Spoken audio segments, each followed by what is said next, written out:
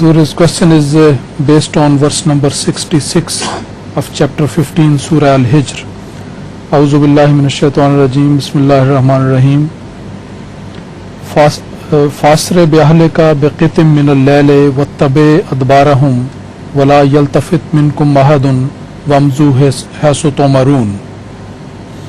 The translation is, so go forth with thy family in the later part of the night, and follow thou in their rear, and let none of you look back, and now proceed to where you are commanded.